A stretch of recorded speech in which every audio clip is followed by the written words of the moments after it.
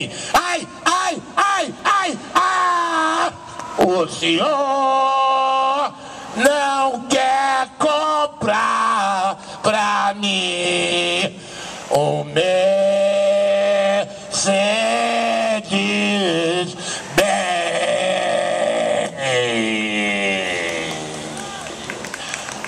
O sangue de Jesus tem poder!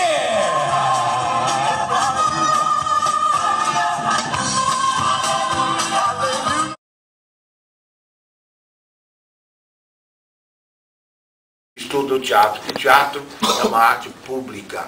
O teatro não é uma especialização de umas pessoas geniais que Deus escolheu a dedo para serem a glória da nossa vida. Né? Nem os atores têm que ser isso. Esse modelo de ator que nós conhecemos glorificado nos mercados da televisão é um modelo desenvolvido pela sociedade burguesa. Não é um modelo eterno de ator. A ideia de ator para o Molière era outra, para o Shakespeare era outra, para os gregos era outra. Né?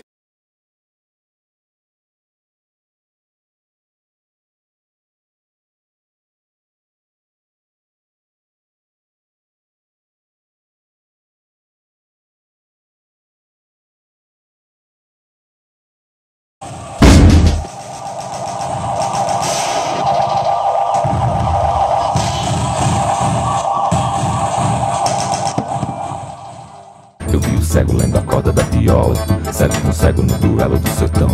Eu vi o cego dando nó cego na corda, de cego preso na gaiola da visão.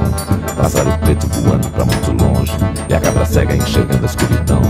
Eu vi a lua na cacunda do cometa, vi as abamba e o folha sabumbar. Eu vi o raio quando o céu todo corisca, vi o triângulo engolindo faiscar. Vi a galáxia branca na galáxia preta, eu vi o dia e a noite se encontrar. Eu vi o pai, eu vi a mãe, eu vi a filha, vi a novilha que é filha da novilhar. Eu vi a réplica da Bíblia, na invenção do cantador de cinza. Vi o cordeiro de Deus no morro vazio, fiquei com frio, pedi pra me esquentar.